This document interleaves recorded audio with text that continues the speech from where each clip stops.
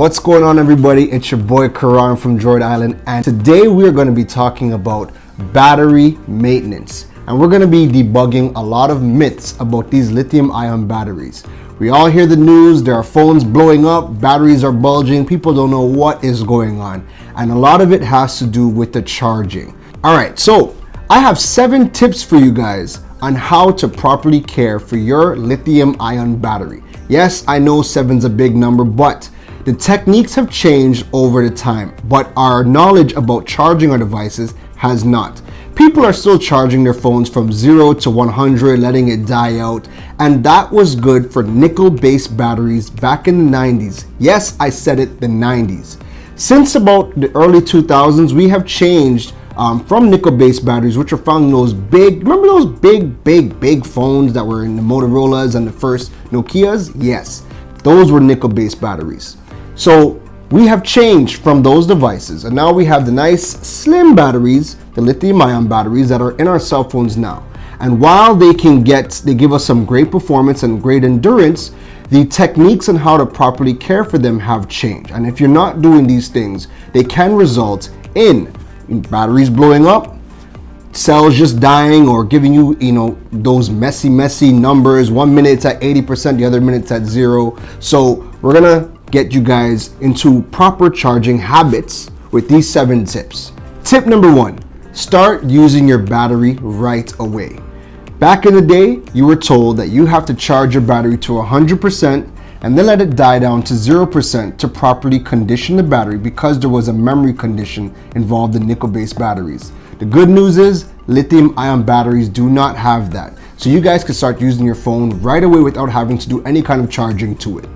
Tip number 2, using your battery below 0%. Now, our phones remind us that your phone needs to charge right around the 20 to 25% mark, depending on the phone.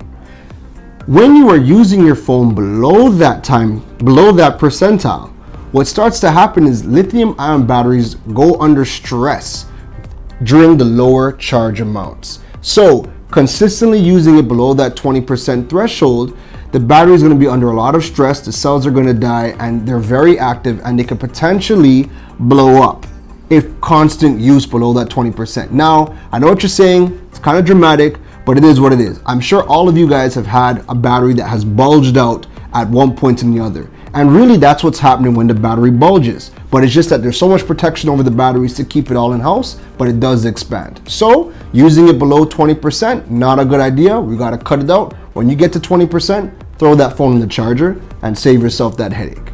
Tip number 3, charging your phone to 100% is a big no.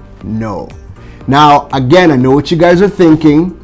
You guys want to be able to charge your phone to 100, that way your phone lasts throughout the day. But the reality is that when you charge your phone to maximum capacity, it wears down the overall life of the battery. So what you guys need to do is take the phone off the charger at 90%, because that bad area is that 90% to 100. So when you get to about 90%, take it off the charger, all right? Please do that for me. Tip number 4, it is always best to charge your phone with it off. Now, I know you guys have heard some rumors about screen burn-ins with like the phones that have like the AMOLED panels, which is like the Samsung devices. And that can happen when you're charging with your phone turned on. Now, it's not an often case, but that is one of the reasons why the screen burn-in happens. Best thing to do, even for the battery itself, always charge your phone when it is turned off. Tip number 5, once a month, what you have to do is charge your phone to 100% and let it die down to 0%. And that's just to keep the overall health of the battery. So one time a month, right? You guys can mark it down your calendar. Once a month, charge to the full 100, let it die down to 0%, and that will keep your battery running nice and healthy. Just once a month. Number 6, I know a lot of you guys are so accustomed to the nickel-based batteries and people telling you, oh, don't do partial charges because they harm the battery. Newsflash, it does not harm the battery on lithium-ion batteries. Now, every phone has a lithium-ion battery.